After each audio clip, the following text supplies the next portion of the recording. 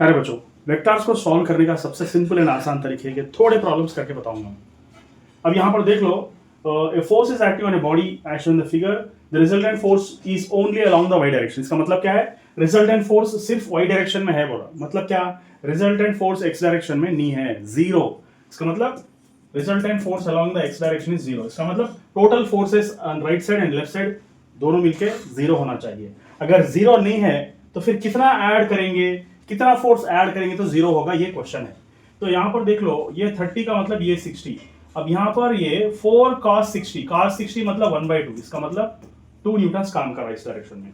अब यहां पर ये 60 है तो 1 cos 60 ये डायरेक्शन में, इसका कॉम्पोनेंट 1 cos 60 मतलब 1/2 Newton.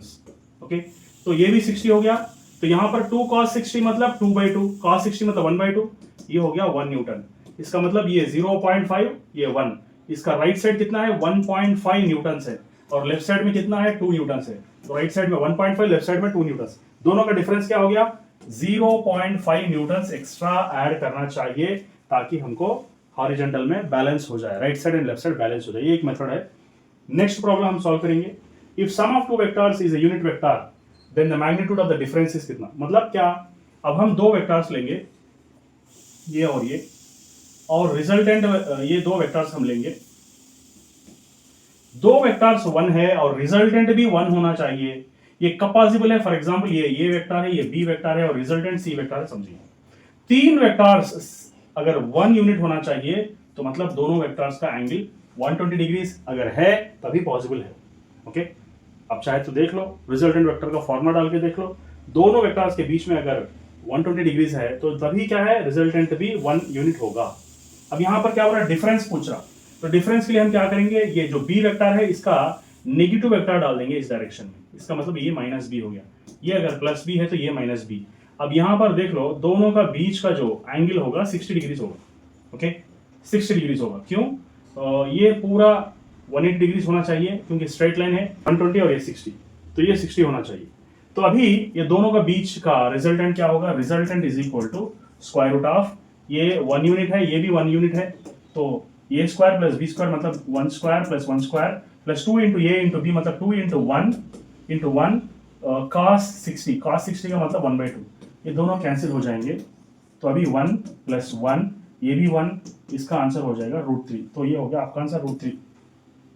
Next, A truck is travelling towards north बोल के बोला, तो ये वाला जो है टुवर्ड्स नॉर्थ मूव हो रहा है 20 मीटर्स पर सेकेंड से, और फिर उसके बाद टर्न्स टुवर्ड्स वेस्ट मतलब ये डायरेक्शन में टर्न हो रहा है, and travels with the same speed मतलब ये भी 20 मीटर्स पर सेकेंड स्पीड से जाएगा। ओके, तो रिजल्टेंट वेलोसिटी पूछ रहा, चेंज इन द वेलोसिटी पूछ रहा। तो यहां पर एक चीज अच्छा से ऑब्जर्व करो, तो पैरेललोग्राम लॉ अप्लाई करना है तो दो वेक्टर्स को जो है एक वर्टेक्स से अवे होना चाहिए, मगर ये टुवर्ड्स द वर्टेक्स है ना, तो इसको निकाल दो और इसको भी अवे फ्रॉम द वर्टेक्स बना दो। ओके, और ये नेगेटिव हो जाएगा आपको। अब ये दोनों का रिजल्टेंट वेक्टर ये होगा, दोनों का रिजल्टेंट क्या होगा? ये 20√2 होगा। ये अगर वेस्ट है और ये अगर साउथ है तो आंसर क्या है? रिजल्टेंट किस डायरेक्शन में है? साउथ वेस्ट के डायरेक्शन में है, सो 20√2 south west direction is the correct answer. अब यहां पर देख लो, ये सारे वेक्टर्स का एक बैच ऐसा बनाओ, तीन वेक्टर्स का, जो कि पैरेललोग्राम लॉ को अप्लाई हो रहा। Parallelogram law should hold good here. तो ये अगर रिजल्टेंट है तो ऊपर के डायरेक्शन में एक वेक्टर होना चाहिए और लेफ्ट साइड में एक वेक्टर होना चाहिए ताकि पैरेललोग्राम लॉ अप्लाई कर सके। तो ऊपर के डायरेक्शन में कौन सा वेक्टर है? अच्छी तरह से देख लो, ये है डी बार, और लेफ्ट साइड कौन सा वेक्टर है? ये है ई बार। इसका मतलब d bar plus v bar is equal to f bar. ठीक है, तो ये हो गया वेक्टर एडिशन, तो ये सेटिस्फाई होगा आप लोगों को। नेक्स्ट देखो, यहां पर दो पॉइंट्स है, ये भी आई जे के, ये भी आई जे के यूनिट वेक्टर्स हम ले लेंगे। और क्या बोल रहा? डिस्प्लेसमेंट वेक्टर बोलते पड़ेगा, इसका मतलब डिफरेंस लेना पड़ेगा।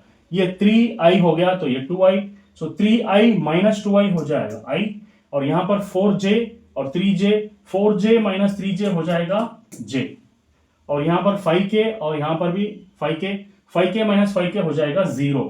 तो ये हो गया आपका आंसर। इस तरह करना चाहिए वेक्टर्स के प्रॉब्लम्स को।